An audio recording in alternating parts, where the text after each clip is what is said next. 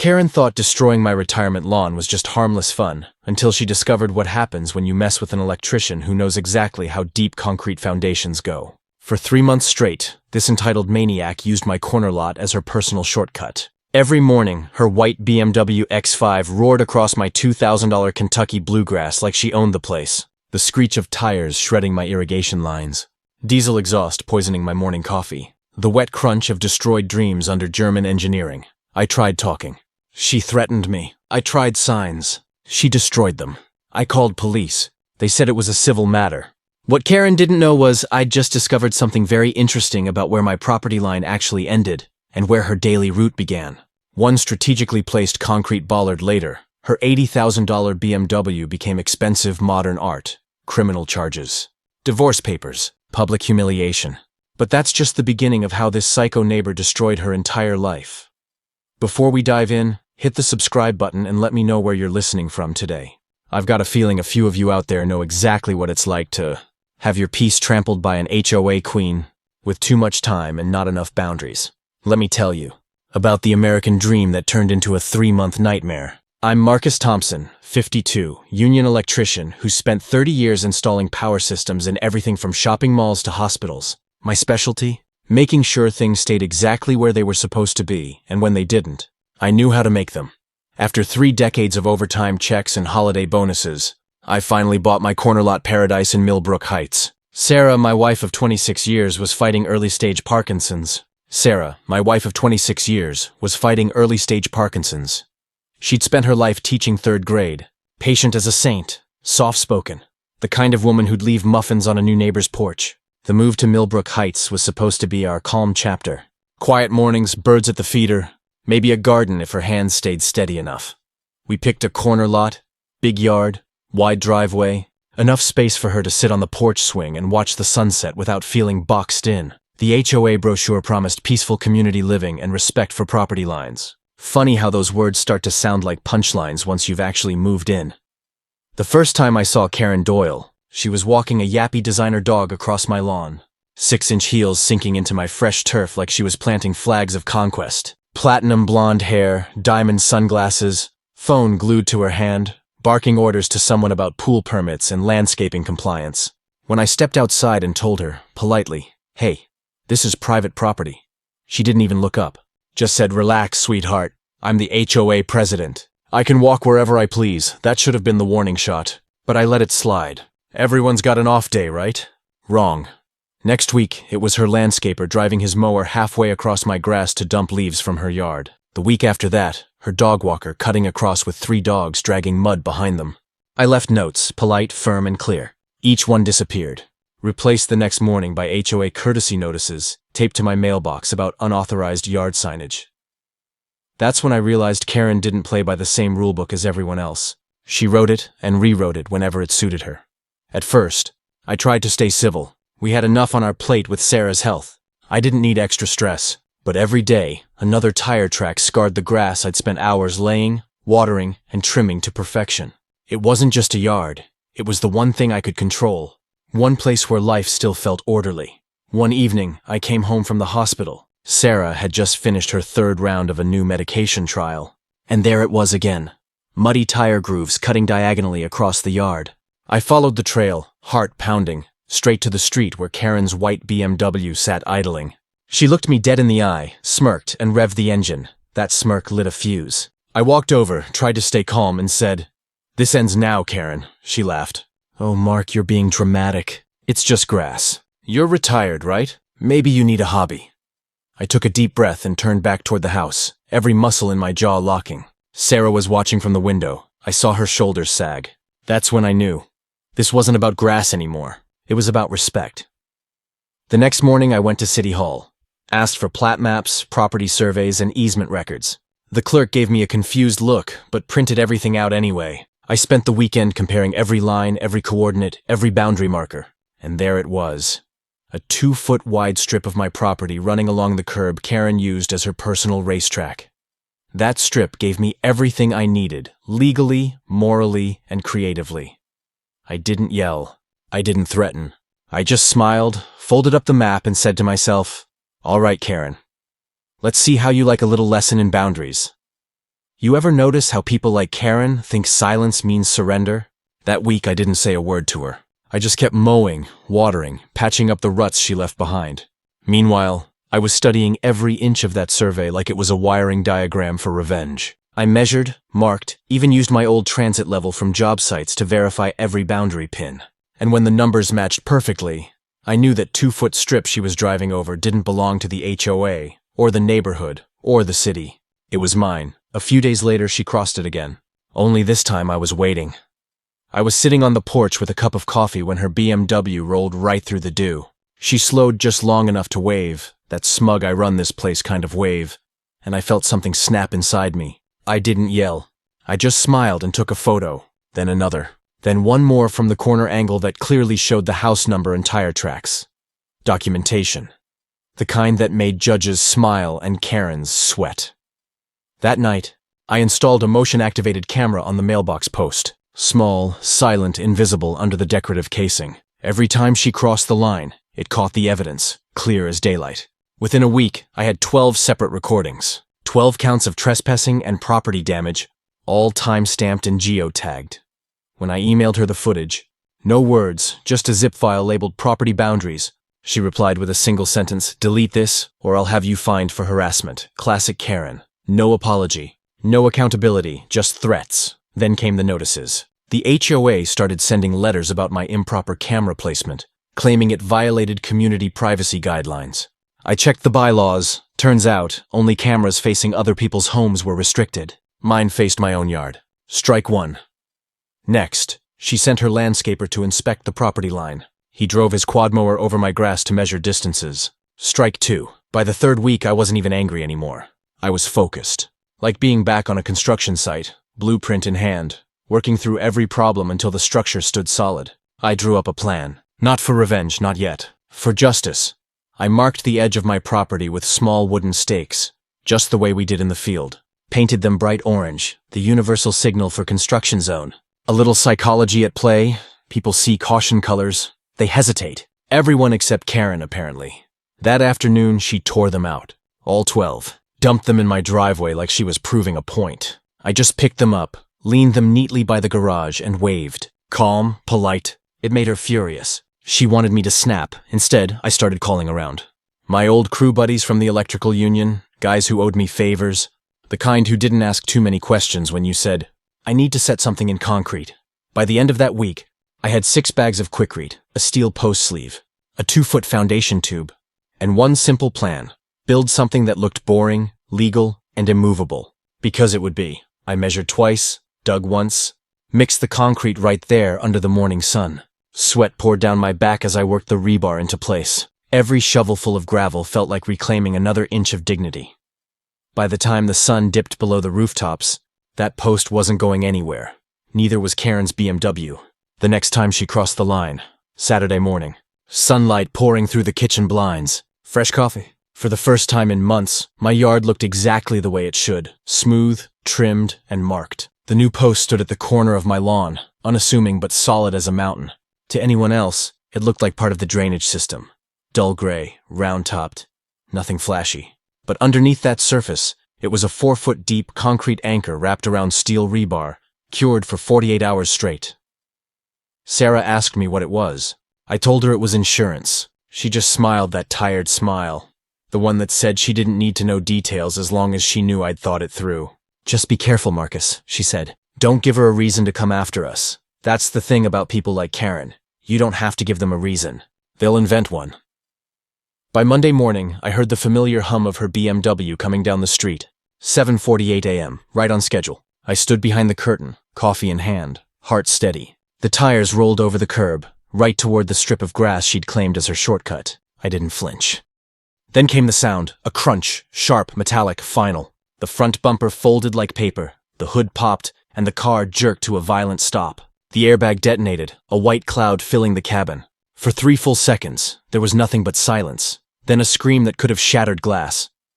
I walked out slow. No rush, no panic. She was sitting in the driver's seat, hair everywhere, face red with shock and fury. "What did you do?" she shrieked, slamming her door. "You sabotaged me!" "This is criminal." I kept my voice level. "That's my property, Karen. You've been trespassing for months. I finally protected what's mine. She stomped toward the post, kicked it, and immediately regretted it. Solid concrete doesn't budge. You'll pay for this! I'm calling the HOA and the police. Good, I said, pulling my phone out. I'll call them too. Maybe we can compare evidence. Within 10 minutes, 2 squad cars pulled up.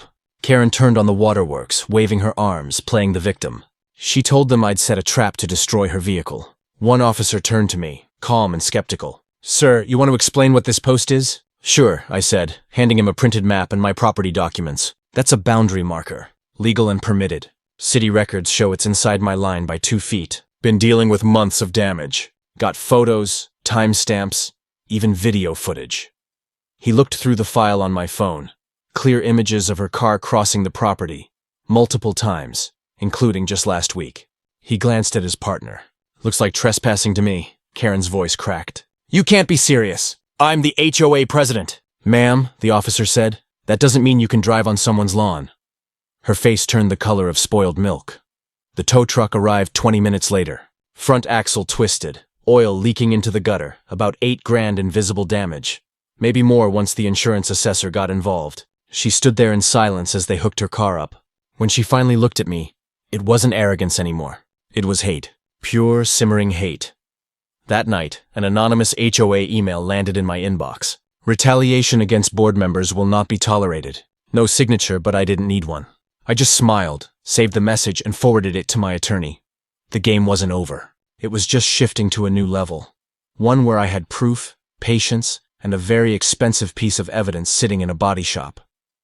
By Wednesday, the whole neighborhood knew. You could feel it. That quiet tension that spreads faster than wildfire in a cul-de-sac full of people who smile at you but whisper the second you turn your back. Kids stopped riding their bikes past my corner.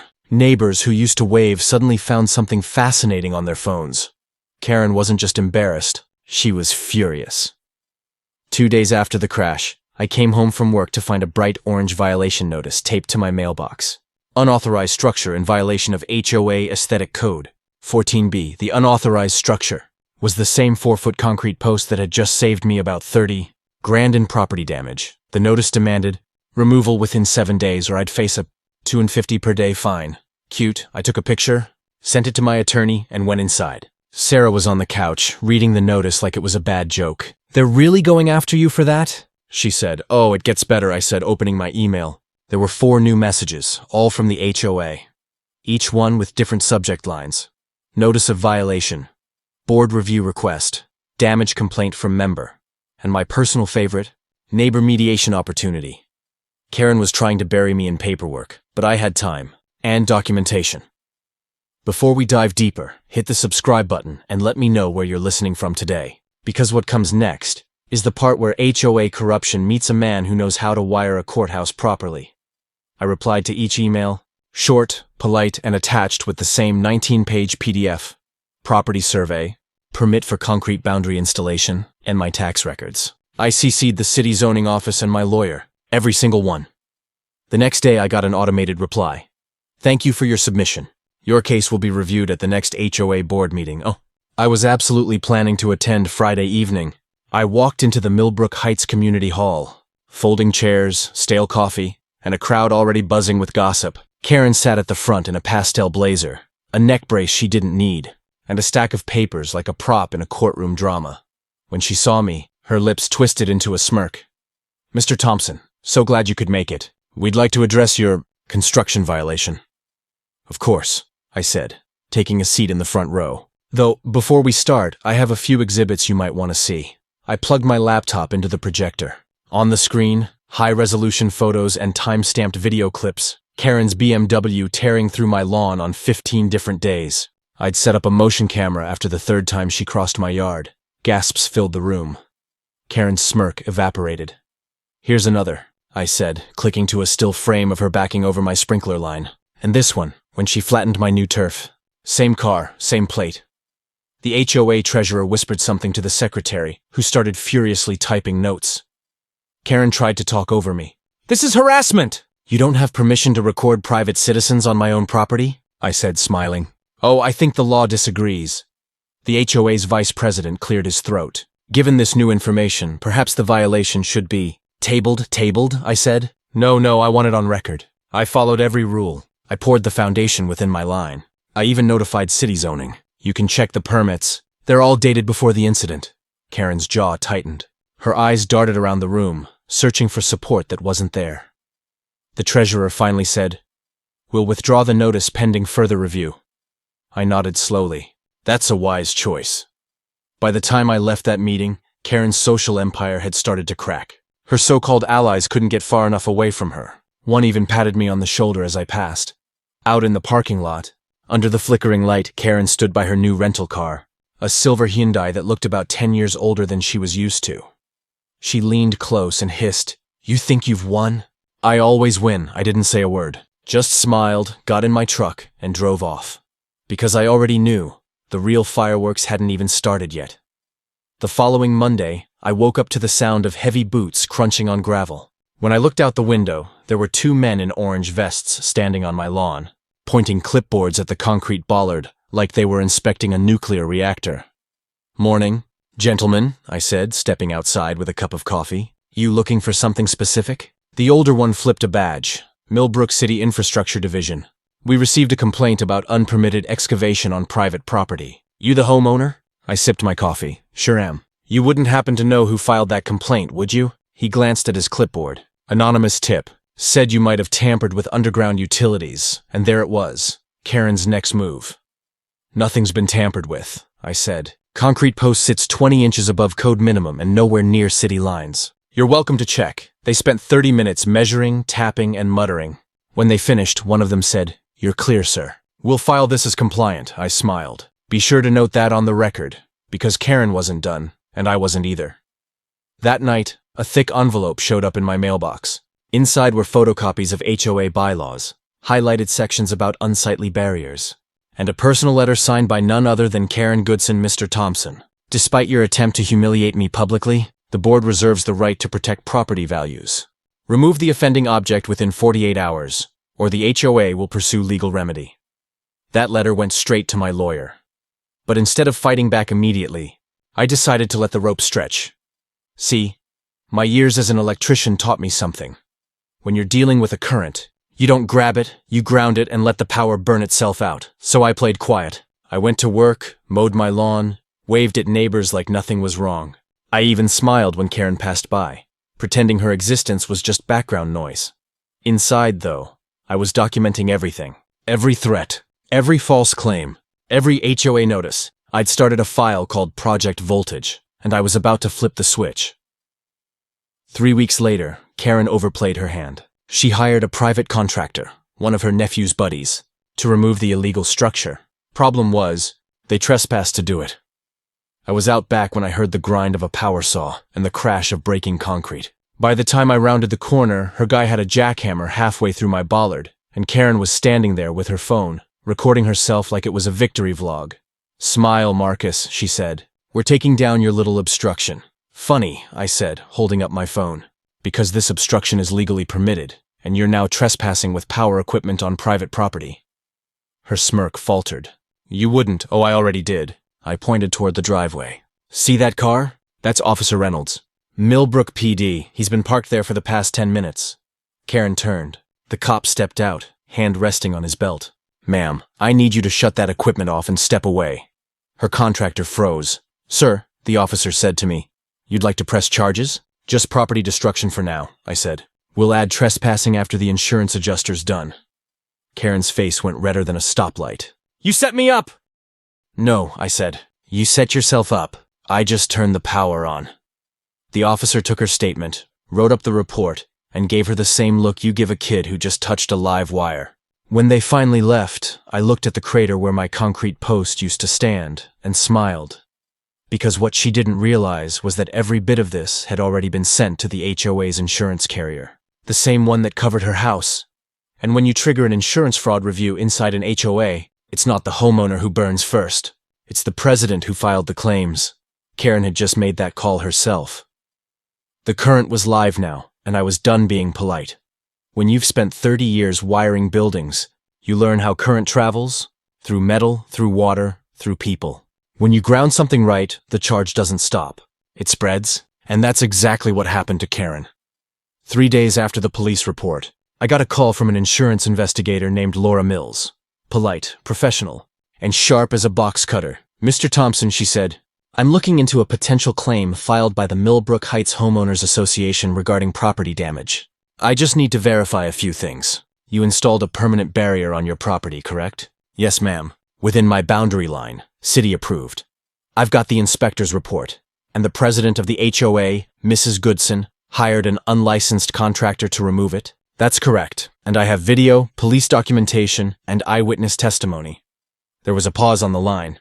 Then she said, "Would you be available for a recorded statement tomorrow morning?" "Absolutely." That was the sound of voltage hitting the circuit. The following week, half the HOA board was suddenly very quiet. Karen's precious little empire started to crumble from the inside. Turns out, she'd filed the insurance claim personally, pretending it was an emergency neighborhood repair. The moment the insurance company discovered she'd lied on the claim, every reimbursement the HOA had ever received under her name was flagged for review. By Friday, there was an emergency board meeting. I wasn't invited, but I didn't need to be. My neighbor Luis texted me updates live. "Bro, Karen's sweating like she's on trial. Board asking why HOA funds are missing. They brought in the regional rep from the insurance company. She's blaming you now, says you entrapped her." Entrapped her. That was rich. That evening, I was grilling steaks when I heard her garage door slam. Karen stormed out, high heels stabbing the pavement, hair a perfect helmet of rage. She marched straight across the lawn, or what was left of it, and jabbed her finger at me. "You think you're clever?" she shouted. "You humiliated me. You cost me my reputation, and now the board wants me to step down." "Are you happy?" I turned down the grill and looked her dead in the eye. "Karen, I didn't make you file fake claims, trespass, or destroy property. You did that all by yourself. You could have just let it go. And you could have just used the sidewalk." She froze. Her lips trembled. "You'll regret this," I smiled. "Already don't." She stormed off, her BMW sputtering down the street with half its bumper still dented from the bollard. The next morning, I got another call, this time from Luis. "Hey, you watching the HOA page?" "No, why? Karen's gone." "Officially resigned. They're holding elections next month." I opened the HOA forum on my laptop. There it was in bold, notice of resignation. Effective immediately. HOA President Karen Goodson has stepped down due to ongoing investigations into administrative irregularities. That phrase, administrative irregularities, was polite talk for insurance fraud and misuse of funds. The comments section was brutal. Dozens of residents posting screenshots, complaints, stories of harassment, and fines that suddenly made no sense. For the first time in years, people weren't afraid to speak up, and right in the middle of the chaos, I left one simple comment. Sometimes the shortest route across someone's lawn isn't worth the trip. That post got 312 likes in 2 hours. Karen's empire had fallen, but I wasn't done yet, because when someone like her builds a kingdom on lies, there's always one last switch to flip, the one that shuts off the power completely. Karen's resignation might have ended her reign, but it didn't erase the damage she'd caused. My yard was destroyed. Sarah's nerves were shot, and the neighborhood had spent years living under her thumb. If karma was an electric current, she'd only felt the static so far. The real jolt was still coming. A week after she stepped down, a city envelope showed up in my mailbox, zoning violation notification. According to the letter, my unauthorized construction, the bollard, violated setback laws. Penalty, $12,400 and mandatory removal. I stared at that paper and laughed. It had Karen's fingerprints all over it. She was trying to get one last swing in before the lights went out. But she made a critical mistake. I'd been a licensed contractor for 30 years, and I knew exactly how the zoning department worked, especially when a complaint came from a private citizen rather than the HOA. So I drove downtown to the municipal records office. I spent the next 2 hours digging through public files, and there it was, clear as daylight. Karen Goodson's signature on multiple falsified inspection forms. She'd been submitting fake compliance reports for HOA construction for years. Garages, decks, even a clubhouse patio that was technically built on public easement. She'd used her own home address as the certified mailing address on half a dozen fraudulent permits. That was a felony under Colorado law, filing false public documents. I didn't need to shout. I didn't need revenge posts or confrontation. I just needed to make one call, to my old buddy, Mike Hendricks. Mike wasn't just any friend. He was the city's chief electrical inspector, and I'd wired his entire home theater system for free back in 2018. He picked up on the first ring. "Marcus, long time. You still making sparks fly?" "Sometimes literally," I said, and explained everything. He listened quietly, then let out a low whistle. "You've got proof of these forms? Every page. Signed and stamped. Then she's cooked. I'll flag this to the building compliance unit. They'll have to open an official audit." 3 days later, Karen's world officially short-circuited. Code enforcement trucks rolled into Millbrook Heights at 8 a.m. on a Tuesday. City inspectors, clipboard in hand, went door to door, starting with hers. Half the HOA-built additions in the subdivision were suddenly under review. Word spread faster than wildfire. By noon, her husband's BMW was gone from the driveway. By evening, moving boxes appeared on her porch. Louise texted me a photo. "You won't believe this. She's moving out." "You sure?" "Oh yeah. Realtors were there. Heard she's selling at a loss." Apparently, once the city flagged her record, her insurance dropped her coverage and the HOA board voted to freeze her remaining funds until the audit finished. A week later, I walked out to my lawn, repaired, reseeded, irrigation restored. Sarah sat on the porch swing, the afternoon sun catching her smile. "So," she said, "is it over?" "Almost," I told her. "There's one last thing I want to do." That evening, I installed a small brass plaque at the edge of the lawn, right next to the repaired concrete bollard. It read, "Private property. Trespassers will be embarrassed publicly." It wasn't a warning. It was history. A week later, the new HOA president, a retired firefighter named Dan, knocked on my door with a handshake and a thank you. He said the neighborhood finally felt free. I just smiled. Sometimes the only way to fix bad wiring, I told him, is to tear the whole system down and start fresh. If karma was a current, then this was the surge. The system had finally tripped its breaker, and Karen was the one holding the live wire. 2 weeks after the inspectors swarmed Millbrook Heights, the local news showed up. Not because of me, but because the HOA audit had uncovered something ugly. Turns out, Karen had been redirecting beautification funds into her personal Venmo account for almost 4 years. Landscaping contracts, HOA event fees, even the neighborhood security camera system, all fake invoices, all traced to her name. When Channel 8's news van rolled in, you'd think a celebrity scandal was breaking. Cameras, microphones, neighbors clustering like moths to a streetlight. I watched from my porch with a mug of coffee, half amused, half satisfied. The reporter, a young woman with bright red lipstick and a practiced smile, stood in front of Karen's 2-story beige house. Millbrook Heights residents are demanding accountability after allegations of financial misconduct within their HOA. Sources confirm that former president Karen Goodson is under investigation for embezzlement, property fraud, and falsifying building permits. Behind her, Karen was visible through the glass storm door, pacing, phone pressed to her ear, her once perfect hair a frizzed halo of panic. Sarah came outside, wrapping a light sweater around her shoulders. "You did this?" I sipped my coffee. "She did it to herself. I just gave the wire a place to ground." That afternoon, the audit report went public. HOA members learned that nearly $142,000 in neighborhood funds had vanished. Half the residents demanded refunds. Others threatened lawsuits. By evening, the HOA's Facebook page had turned into a firing squad. Comments poured in like rain. "She fined me $300 for a fence height violation. Turns out she never filed her own permits. This woman bullied us for years." About time someone stood up to her. Karen's kingdom didn't crumble. It imploded. Her BMW repossessed, her house listed at a loss, and the HOA's bank accounts frozen.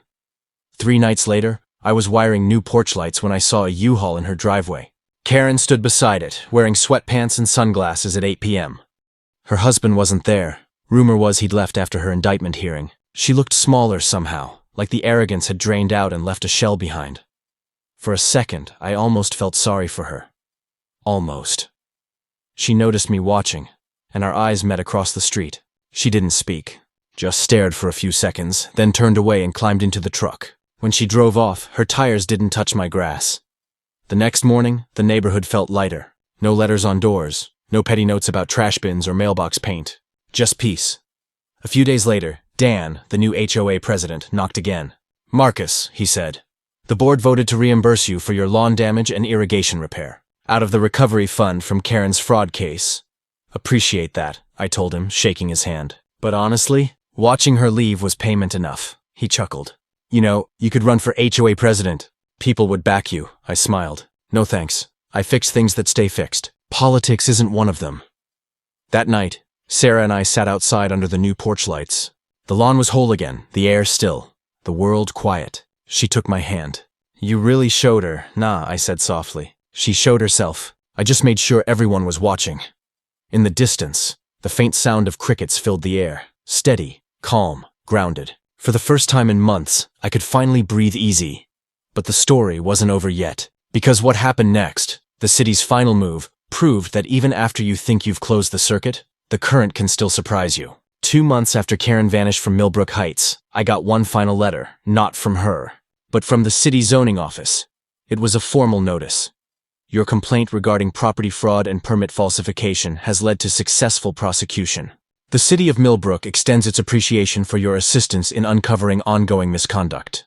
Attached was a check, reimbursement for every cent of property damage, plus a small citizen's contribution bonus. Bureaucratic talk for thanks for taking out the trash. I folded the letter neatly and tucked it into my grandfather's old toolbox, the one that had seen more miles of copper wire and poured concrete than most people see in a lifetime. Sarah came out to the porch, 2 coffees in hand. You gonna frame it? She asked. I smiled. No, just gonna keep it where I keep the rest of the tools. It's part of the work. We sat in silence, watching the sun dip behind the rebuilt lawn. The bollard stood like a monument, solid, simple, unmovable. Not just concrete and steel, but a reminder that sometimes you don't need to shout to be heard. You just need to stand your ground. Millbrook Heights had gone quiet. Kids played in the cul-de-sac again, neighbors waved, and the HOA stopped acting like a private army. They say every man's home is his castle. Maybe. But for me, my home's just a place where no one drives across the grass anymore. And if they ever try again, well, the foundations are already in place.